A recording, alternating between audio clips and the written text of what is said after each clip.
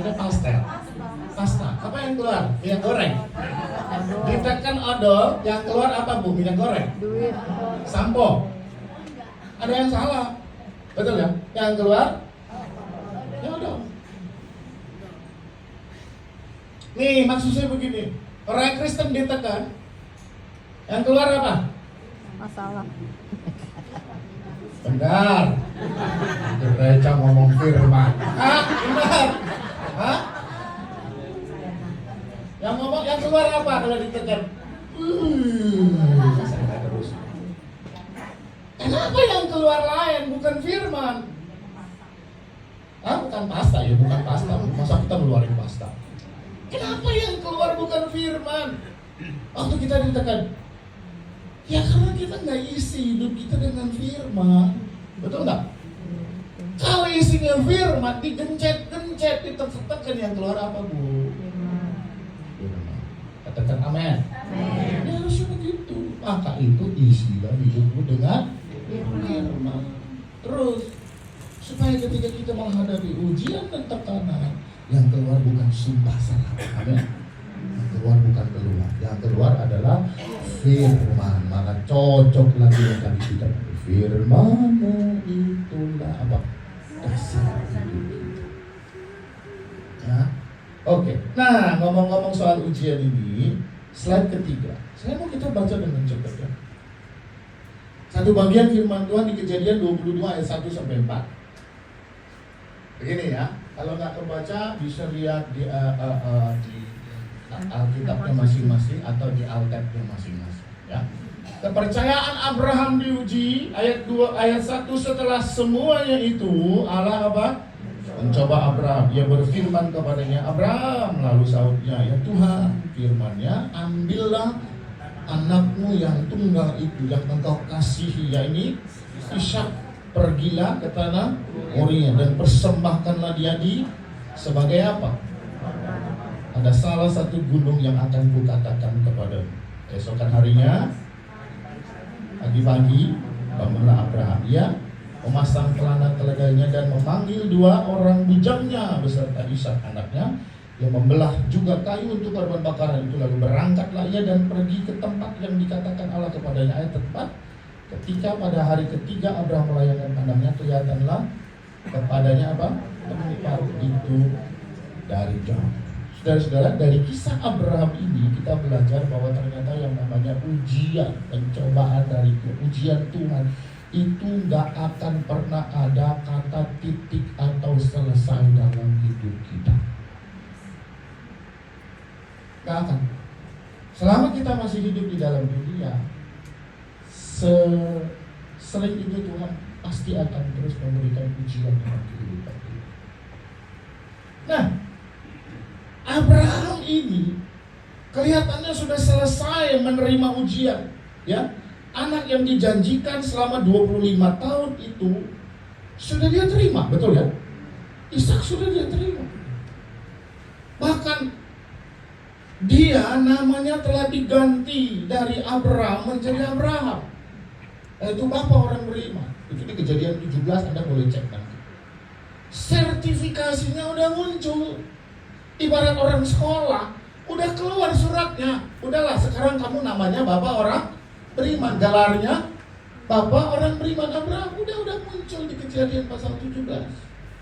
Tapi barusan kita baca, ternyata belum selesai. Dan kalau bahasa saya begini, Pak Bu, rupanya Tuhan mau jadikan iman Abraham menjadi iman yang master di hadapan Tuhan, yang luar biasa. Ya, kalau ibarat orang jadi dokter, ada dokter di sini kan? Ada ya? Nggak ada. Ya, kalau ibarat dokter, dia harus sekolah lagi supaya jadi dokter spesialis, gitu ya. Nah, jadi tambah hebat. Nah, Abraham ditambahkan ujiannya, testingnya. Nah, bahasa Indonesia yang baru kita baca itu memakai kata apa tadi? Allah mencoba Abraham. Ternyata Bapak Ibu Saudara-saudara, ya, Allah nggak sedang mencoba Abraham, tapi sedang mengujinya. Ya, Jadi Tuhan nggak mencobai Abraham, tapi Tuhan sedang menguji Abraham. Ya, saya kasih tahu bahwa Tuhan itu nggak pernah nggak pernah cobai orang tapi uji. Saya contoh, kita lihat. Gini, Yakobus 1 ayat 13-14. Baca sama-sama, 2-3. Apabila seseorang dicobai, janganlah ia berkata, pencobaan ini datang dari Allah. Sebab Allah tidak dapat dicobai oleh yang jahat, dan ia sendiri. Ulang lagi ya. Dan ia sendiri tidak mencobai siapapun, tetapi tiap-tiap orang dicobai oleh keinginannya sendiri, karena ia diseret dan diikat oleh. Jangan sampai rancu di sini. Kita seringkali keliru menilai mana pencobaan yang lahir karena kesalahan kita, mana ujian dari Tuhan. Saya kasih contoh dulu. Kita melanggar lalu lintas, lalu terjadi tabrakan. Kita dibawa ke kantor polisi. Saya tanya, itu ujian atau pencobaan? Kenapa pencobaan? Kesalahan sendiri. Tuhan tidak pernah kirim tiba-tiba kita jadi kecelakaan. Lalu kemudian kita datang sama Bulina, saya lagi diuji sama Tuhan. Bulina tanya, kenapa? Saya melanggar, Bu. Harusnya belum lampu hijau, saya sudah jalan. Bulina dalam hati tuing mikir gini. Lo yang salah, lo bilang Tuhan yang uji. Paham ya Bapak Ibu Saudara? Suatu kali ada ibu-ibu saya kunjungi ke rumahnya. Umurnya sudah 60 waktu itu. Dia bilang, Pak Rudi tolong doakan. Kenapa? Tante saya bilang, ya karena saya ini buang-buang air. Tuhan lagi uji saya nih. Tuhan lagi uji saya. Kenapa tante? Dia mau bawa Ayub, segala Ayub semua keluar. Kayak Ayub saya diuji. Saya buang-buang air sehari ini udah 3 kali dari pagi. Saya bilang, emang tante kenapa? Iya, ada bakso enak depan rumah. Lalu saya makan sambelnya 3 sendok. Saking nafsunya saya makan kepedesan. Lalu saya buang-buang air. Pak Bu, ujian atau pencobaan? Pencobaan. Lo yang buat sendiri kan, kayak pepatah orang bilang, lo yang makan nangka, gua yang kena getahnya. Tuhan mungkin bisa ngomong gitu sama kita. Jangan bawa saya, kamu bilang kamu sedang diuji oleh saya. Itu kesalahanmu. Yakobus bilang apa? Apabila seorang dicobai, janganlah ia berkata, pencobaan ini datang dari Allah. Ini bukan saya ngomong, betul ya? Ya, karena Allah tidak dapat dicobai dan ia tidak mencobai siapapun. Jelas di sini ya. Yang Tuhan lakukan menguji, bukan mencobai kita. Makanya judulnya waktu Yesus dibawa di padang gurun, apa coba? Pencobaan di padang gurun. Karena idenya dari siapa? Dari setan, dari iblis. Ya, kalau dari Tuhan bukan ujian dan bukan pencobaan namanya, tetapi apa? Ujian. Makanya kayaknya lagu Waktu Tuhan itu harus diganti liriknya kan. Tahu nggak lagu Waktu Tuhan? Waktu Tuhan pasti yang terbaik, walau kadang tak mudah dimengerti. Ayo Mas lewat. Kalau buat saya lah mendingan nyanyi lewati ujian. Saya suka-suka yang ngarang ya. Kita nggak bayar royalti kok. Tapi buat saya lebih pas lewati ujian. Kita tetap bertahan. Waktu Tuhan pasti. Jadi sekali lagi Pak Bu, ya, Tuhan punya tujuan dalam kita diberikan ujian. Yakobus 1 ayat 3 bilang, sebab kamu tahu bahwa ujian terhadap imanmu menghasilkan ketekunan. Dan akhirnya kalau ketekunan itu menjadi buah yang matang, maka iman kita menjadi iman yang sempurna di mata Allah. Nah, waktu ada ujian, buka. Gak boleh berisi. Bilang sebelahnya, gak boleh berisi. Saya mantan guru, bahkan terakhir sebelum jadi hamba Tuhan full time, saya kepala sekolah di Betang. Ya, saya kepala sekolah. Saya itu nego-nego, Pak mau lanjut kepala sekolah, tapi jadi gembala. Ini pilihan yang sulit. Saya bilang, pilih atau boleh nggak? Kan ada atau. Doa. Saya biarkan saja jadi gembala aja.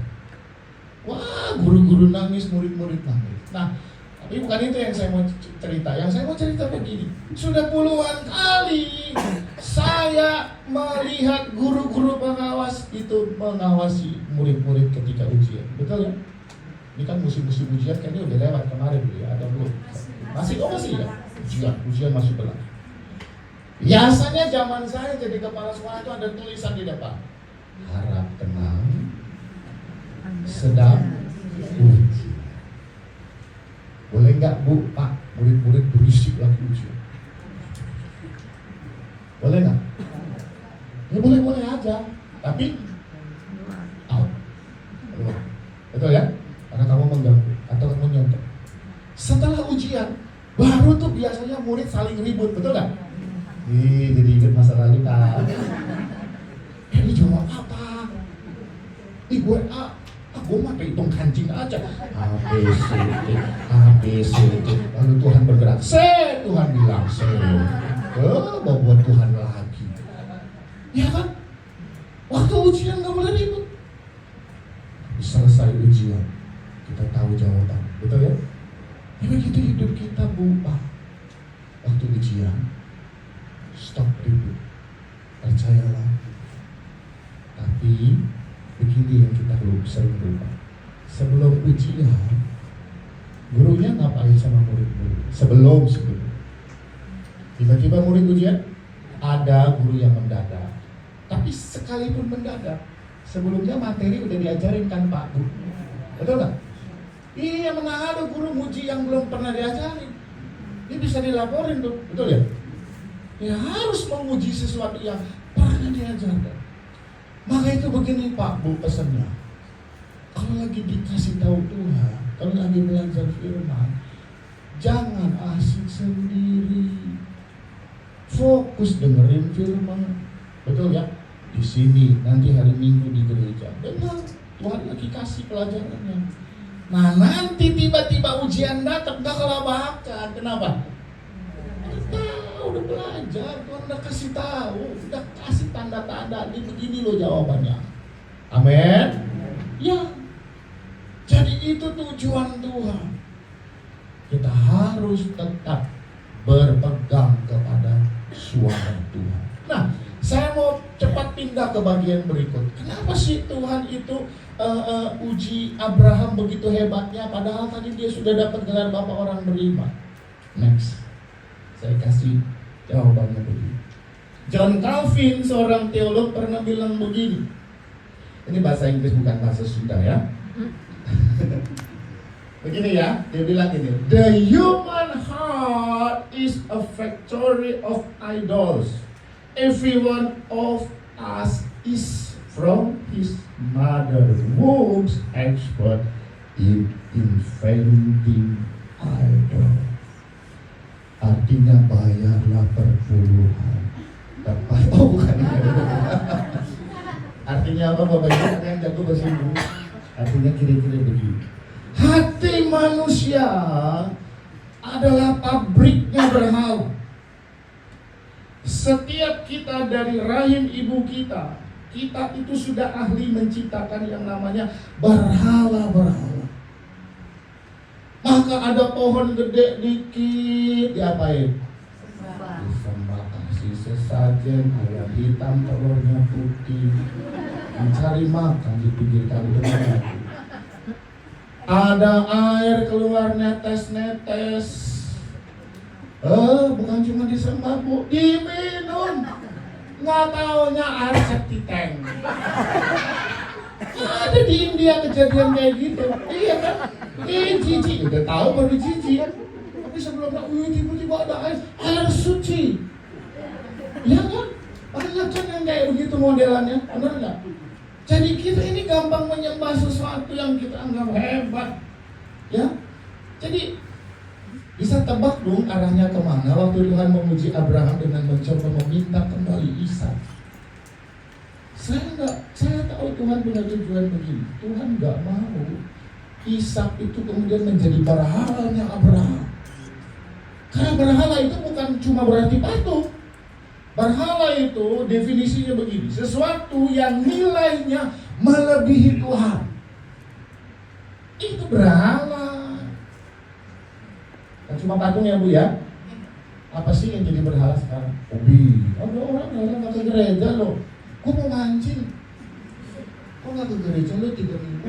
Gue lagi ada lagi ada pameran. Itu statusnya sudah jadi apa? Berhala. Posisinya lebih tinggi dari Tuhan. Nah, balik ke Abraham ya. Kenapa Tuhan uji Abraham? Kenapa? Jangan-jangan setelah aku kasih Ishak, Tuhan mikir gitu. Wah, jangan-jangan Ishak lebih penting dari aku. Nah, karena John Calvin tadi bilang. Nah, untuk membuktikan bahwa benar-benar Abraham hatinya berpaut masih kepada Tuhan, maka Tuhan bilang, Abraham, di Kejadian 22, pergi ke Gunung Moria, kasih Ishak, bakar dia di atas kayu. Saya tanya Bu, jawab jujur ya, anggap kita bukan di persekutuan, bukan di gereja. Kalau Anda punya anak satu-satunya, dapatnya pun susah. Di limit usia yang sudah nggak mungkin lagi kita punya anak. Saya tanya, jangan dipersembahkan deh, jangan dibakar. Kejam banget kan kalau dibakar. Jawabannya pasti jangan. Diminta sama saudara kita untuk dirawat sama mereka, kita kasih berapa? Kenapa bukan? Nggak pakai nanya. Susah banget. Kalau Anda punya rumah 11, mobil 3, anak cuma 1, mana yang Anda lebih rela kasih dari 3 item benda itu? Enggak juga Pak, kalau lihat rumah. Tapi maksudnya kalau terpaksa harus pilih gitu ya. Harus pilih dari mobil, rumah yang udah 11, mobil 3, rumah 11, anak cuma 1, kalau harus pilih. Mobil aja. Betul ya? Karena harga rumah lebih mahal ya Bu ya. Rumah di mana dulu Bu? Tapi pada umumnya rumah mahal. Ngerti maksud saya ya? Tuhan mau pastikan hati Abraham ini clear, bersih, nggak ada berhala lagi di dalam diri yang nggak ada Pak. Makanya Tuhan Ishak, ayo dong kasih dong Ishak. Gilanya dikasih nggak sama Abraham? Aduh saya baca ini bolak-balik baca Abraham ini gimana ya? Kayak stres dia ya. Kenapa? Ya udah jelas kan ini susah. Jadi berjanjilah bahwa pemenuhan janji Tuhan bagi kita pada akhirnya tidak akan membuat kita lebih mengasihi pemberian Tuhan itu daripada Tuhan. Amin.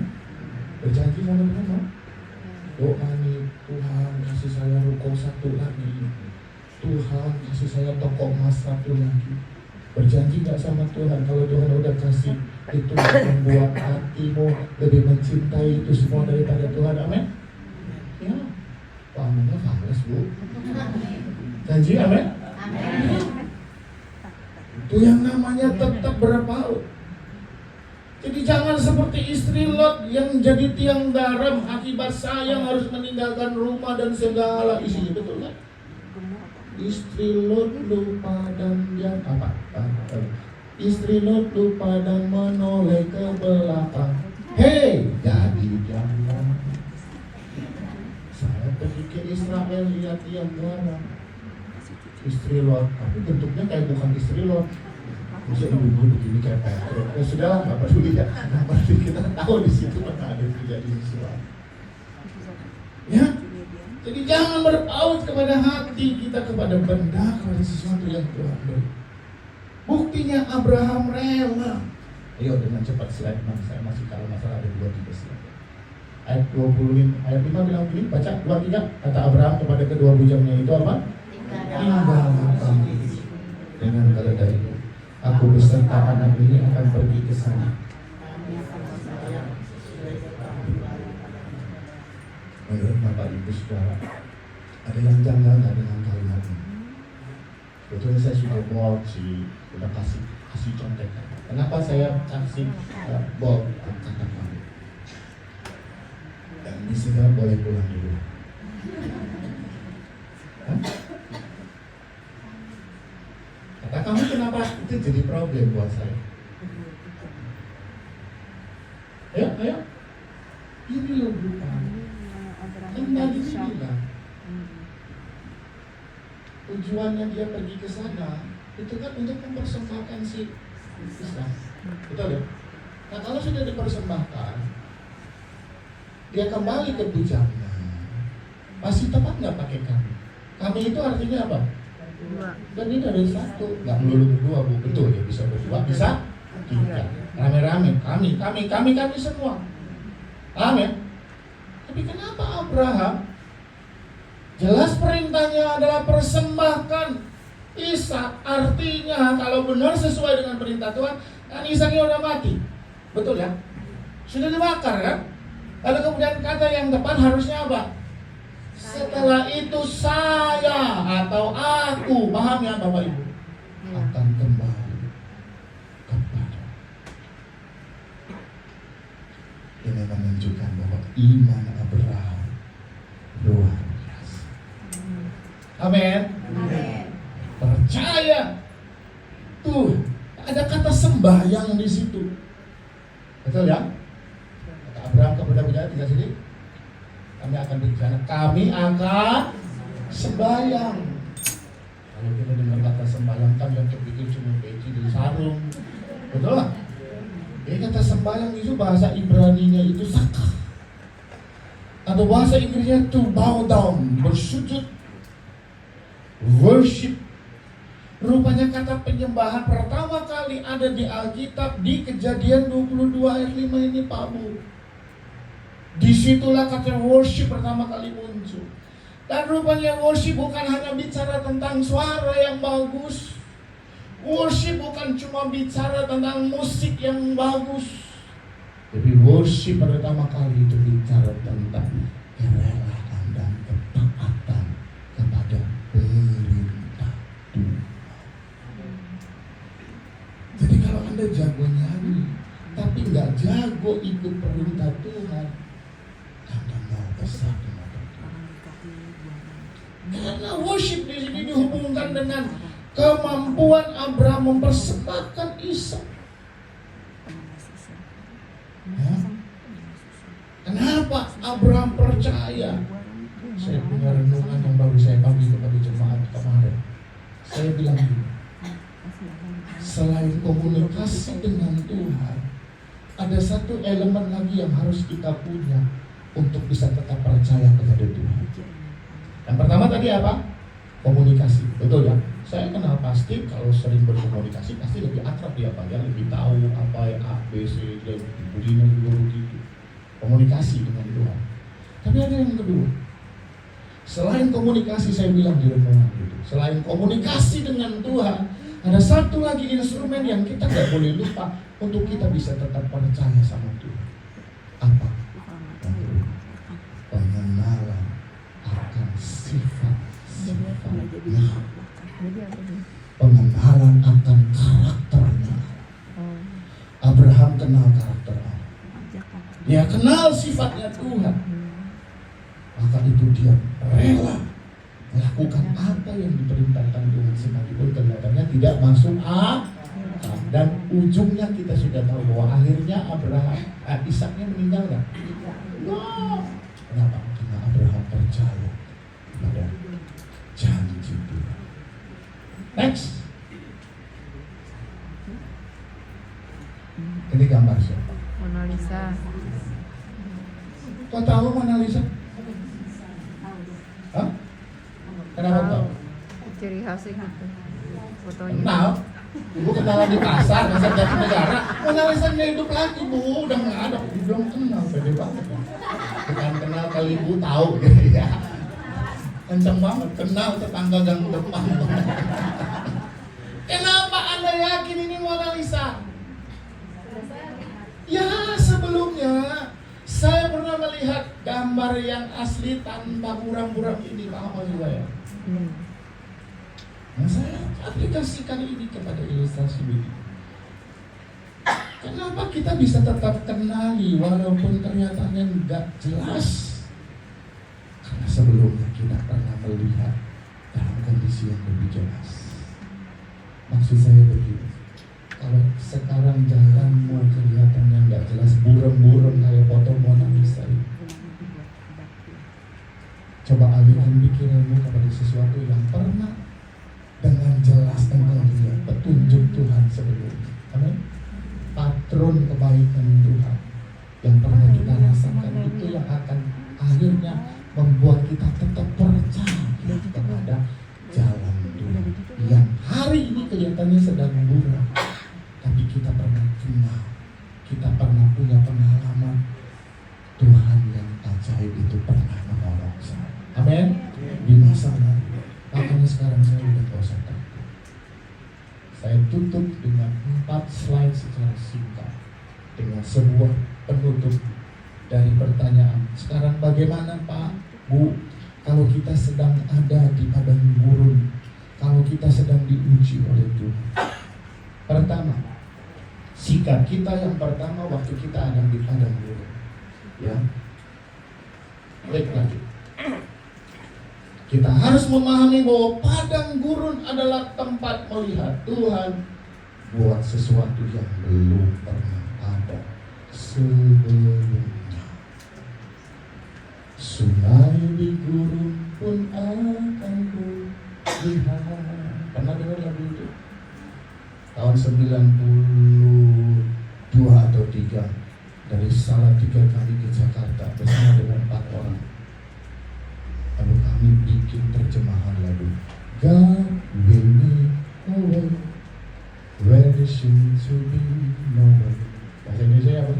Dia buat jalan saat tiada jalan. Baru nyampe Pak Bu dengan bus malam, saya buat terjemahannya.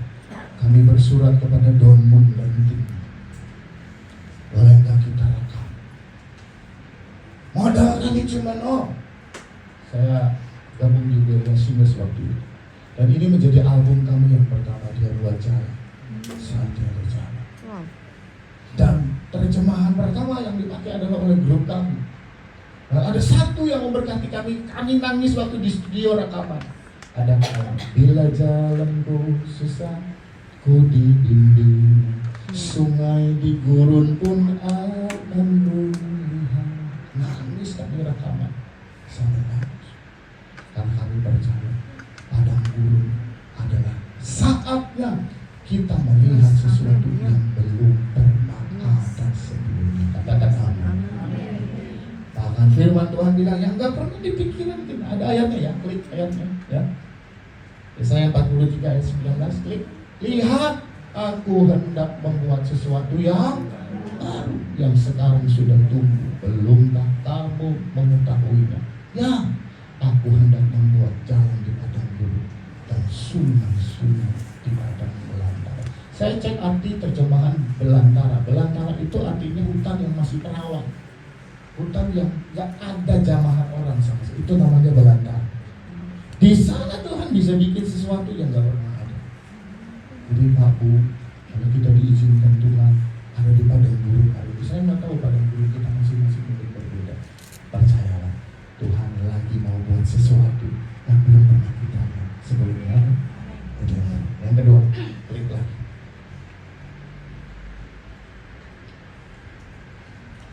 Padang gurun adalah tempat membangun keintiman dengan Tuhan. Hosea 2 ayat 14 bilang begini, klik. Sebab sesungguhnya aku ini akan membujuk dia dan membawa dia ke padang gurun. Dan apa? Berbicara menenangkan hatinya. Di padang gurun, ketika kita menghadapi masa yang sukar, di sana Tuhan bisa gunakan padang gurun ini sebagai kesempatan kita membangun hubungan yang intim dengan Tuhan. Ada kata menenangkan hati. Diajak ngobrol sama Tuhan. Anda bisa curhat sama Tuhan terhadap setiap penderitaan yang sedang kita alami. Yang ketiga, ya, apa arti padang gurun? Yang pertama tadi, padang gurun adalah tempat Tuhan melihat Tuhan buat sesuatu yang belum pernah ada. Yang kedua, padang gurun adalah tempat di mana kita bisa membangun keintiman yang lebih dengan Tuhan. Yang ketiga, padang gurun adalah tempat kebergantungan kita kepada Tuhan. Ulangan 8 ayat 15 sampai 16. Klik. Dan yang memimpin engkau melalui padang gurun yang besar dan dahsyat itu, dengan ular-ular yang ganas serta kalajengkingnya dan tanahnya yang gersang yang tidak ada air. Dia yang membuat air keluar bagimu dari gunung batu yang keras, dan yang di padang gurun memberi engkau makan apa? Mana yang tidak dikenal oleh nenek moyangmu. Supaya apa? Direndahkannya hatimu dan dicoba dengan dites bahasa asli kita, engkau hanya untuk berbuat kebaikan kepadamu akhir. Jadi jelas ayat ini menunjukkan bahwa bangsa Israel sangat bergantung sama yang namanya pemeliharaan Tuhan. Betul? Di padang gurun Tuhan kasih makan, di padang gurun Tuhan buat air keluar dari tempat-tempat yang gak mungkin. Jadi padang gurun, kalau kita sikapi dengan benar, bisa menjadi tempat di mana kita melihat sungguh kebergantungan kita sama Tuhan. Rahel yang keempat. Saat itu kita nyanyi ya, kita nyanyi sampai akhir ku menutup mata. Yang keempat, padang gurun adalah tempat transit. Katakan amin. Padang gurun tempat transit, bukan tujuan terakhir. Ya, coba klik. Dan di padang gurun di mana engkau melihat bahwa Tuhan Allah mendukung engkau seperti seorang mendukung anak sepanjang jalan yang kamu tempuh sampai kamu tiba di tempat ini. Tempat ini adalah Kanaan. Jadi waktu mereka jalan, tujuannya bukan padang gurun, Pak Bu.